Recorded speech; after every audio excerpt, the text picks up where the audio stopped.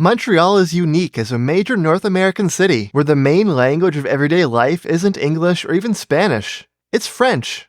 But how exactly language dynamics and etiquette work in the metropolis of French Canada isn't remotely obvious if you're new to the city. We hear a lot of questions. How French is Montreal exactly? How much French do you need to move here? Do you need any French to visit? Is it rude to speak English to people? Let's clear some things up. How French is Montreal? Let's start with some history. Montreal was founded in the 1600s as part of New France. Lots of places in North America have French history, but the Canadian province of Quebec is where the language really stuck around, despite being taken over by the British in the 1700s. Montreal was a small city until the 1800s, when industrialization brought a population boom of French speakers from the countryside and English speakers from the British Isles. The 1900s saw a boom in immigrant languages. Today, Montreal is a majority Francophone city, with a bigger Anglophone minority and more immigrant languages than most other places in Quebec.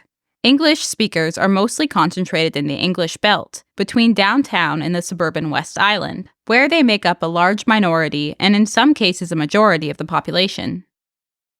How much French do you need to visit Montreal? In most cases, very little. English is the language of international tourism, and Montreal is no exception to that. It can be nice to open with bonjour, or bonjour if the accent is hard, before continuing in English. But any place that gets lots of tourists will probably have zero expectation that you know French.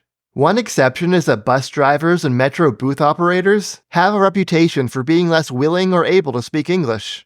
If necessary, ticket machines have English as an option, and lots of apps can handle bus routes. Also, most road signs are in French only. Here are some key words to know. How much French do you need to live in Montreal? The strictest requirement will come from your job. Customer service jobs or any role with the province or city usually require serious proficiency in French. Many regulated professions like engineering require you to pass a French test to practice. On the other hand, tech jobs or positions with multinational companies are less strict about French. Other roles, like in call centers, are sometimes possible without French too. Remote work can also be an escape valve. Outside of your job, it depends what you mean by need. It's possible to survive with just English here, like you can in a city like Lisbon, Berlin, or Helsinki. You'll just be limited in where you can live, you'll be in a bubble for culture and news, and you'll sometimes encounter friction in communication. If you're a student here for just a few years, then maybe this bothers you, maybe it doesn't. If you're here as a long-term resident, then you almost definitely want to make a serious effort to learn French in order to be able to more fully embrace the city, not just get by. How does language etiquette work in Montreal? Is it rude to open in English? Montreal is a big city where people have different language abilities and expectations, and it's not as simple as English is always okay, or always try in French. Like we mentioned, touristy contexts generally have zero expectations that you know French. That includes Old Montreal, the airport and train station, Biodome, most businesses near downtown, famous bagel shops, museums, hotels, and so on. Outside of the tourist bubble, there are also neighborhoods where English speakers are the majority, or close to it.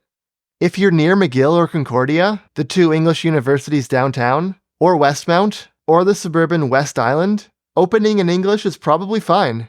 Outside of touristy contexts and English neighborhoods, French is the main language of most of the city, and it's nice to open in French to the extent that you can. Don't stress too much as a tourist, but if you move here, you should definitely learn and be attuned to language etiquette. Addressing people in English can come across as rude, depending on who you're talking to. Here are 3 general trends, though not hard and fast rules. First, older people are less likely to be comfortable in English than younger people. Second, regular people on the street are more likely to prefer that you try in French, compared to people working in customer service, who tend to prioritize efficient interactions and have a mentality of wanting to match your language preferences. And third, the further east or northeast of downtown you go, the more unilingual francophones you'll encounter who really prefer you trying in French. Is Montreal a good place to learn French? Montreal isn't the very best place, because it has a sizable Anglophone minority, and the Francophones are prone to switching to English when they hear your accent, especially if they're younger or work in customer service. This leads to a somewhat confusing dynamic where some people you encounter will want to use French, and others, even francophones, will give you the impression you're wasting their time trying in French. If you can go anywhere, Quebec City, Trois-Rivières, or Chicoutimi are better because they don't have that ambiguity so much. With that said, Montreal still is a much better place to learn French than an English-speaking city where your only exposure to French is in the classroom. Despite being more multilingual than other places in Quebec, French is still the main language of most of the city. French feels relevant and real in a way that it doesn't if you live in Vancouver, Toronto, or even Ottawa.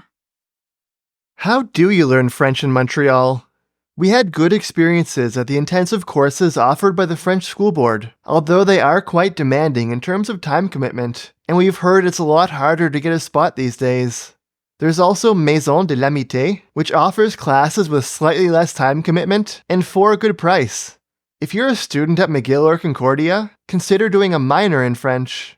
Outside of courses, our number one recommendation is to go outside the English Belt and live in a part of the city where French is the default language.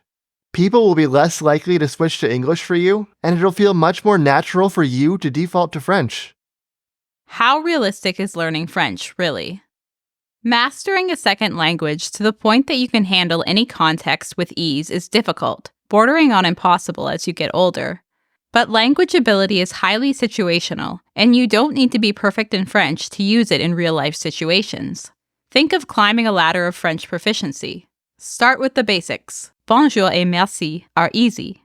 Learning how to order a coffee isn't that hard. A medium-term goal can be to read the news in French, so that you're not relying solely on the Anglo media bubble. Exactly how far you can climb isn't something we can answer. Mastering professional-level French for the job can be difficult. It depends on your past experience with French, how much time you have to learn, your language learning aptitude, and frankly how willing you are to look or sound silly sometimes. Why do Montrealers sometimes respond in English when you try French? Sometimes they might be Anglophones themselves. Even when it's from a Francophone, it's almost certainly not meant as an insult. They're just trying to accommodate you or have a more efficient interaction. They can't read your mind to know if you'd prefer to practice. How often this happens depends partly on who you talk to, but also on how you act. If you want to make people less likely to switch to English when you try French, you should slow down just a little bit to pronounce things clearly and avoid tripping over your words, while also trying to maintain a consistent flow. In the classroom, you're really focused on trying to get all the details right, but in real life, it's more important to just be understood. Don't stress too much about getting the right verb tense, noun gender, or preposition, and mostly don't go back and correct yourself as long as it seems like they're understanding you. If you don't know a word, using the English word before going back to French can surprisingly be a good way to keep the flow and avoid them switching to English entirely. Is Quebec French bad or broken French?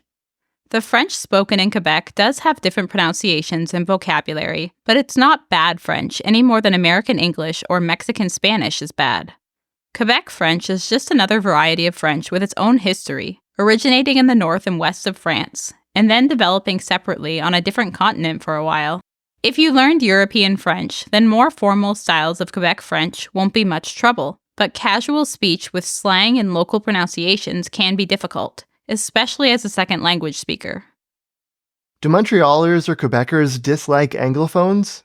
In 3 years of living in Montreal and visiting different parts of Quebec, we've never encountered any hatred or mistreatment for being Anglophone. We're not saying it never happens to anyone, but it hasn't been our experience personally. Online, it's a bit of a different story. On social media or in certain newspapers, it's not that hard to find people who dislike Anglophones, or who look down on what they call Anglo-Saxon culture. Someone called us Angryphones, a derogatory term for English speakers, for our video supporting the Rem de l'Est. It's a little disheartening, but if there's anything you learn from running a YouTube channel, it's that the internet brings out the worst in people and amplifies the worst people. It's also pretty easy to find people online who dislike French or Francophones too. Sometimes people respond to our videos about bike infrastructure or housing in Montreal, saying things like, "Montreal will be great if not for all the French," and that's quite frustrating too. Toxicity or hostility on the internet goes in pretty much every direction. You're just more likely to notice or feel bothered when it targets you or a group you belong to. Fortunately, our experience after 3 or so years here is that this hasn't really bled over into real life. Can you get government services in English? Montreal has English schools, hospitals, and universities, although the grade schools have limited eligibility to encourage immigrants to go to school in French. Children can only go to English school if they started school in English in Canada or if their parents did English school in Canada.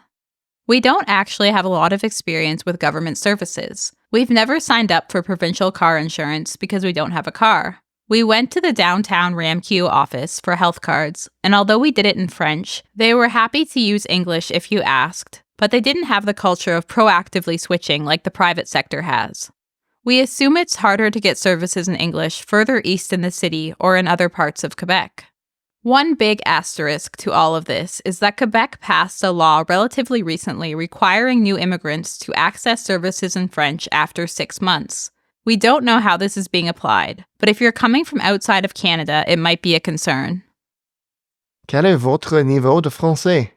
Je suis assez à l'aise dans la langue pour un anglophone qui a grandi hors du Québec, mais puisque je n'ai pas grandi dans un milieu francophone, il y a souvent du vocabulaire que je connais pas, et j'ai du mal à suivre certains accents ou des gens qui parlent très vite. Je trouve que les interactions familières quotidiennes sont assez faciles, mais j'ai plus de difficultés avec des interactions inattendues dans la rue. Par exemple, quand je me promène et que quelqu'un me parle ou me pose une question, c'est souvent intimidant. How much French do you use in your daily life?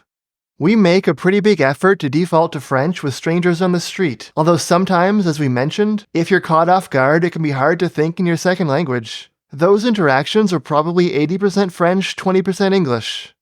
At stores, cafes, and restaurants, it's about a 50-50 mix, depending on where in the city we are.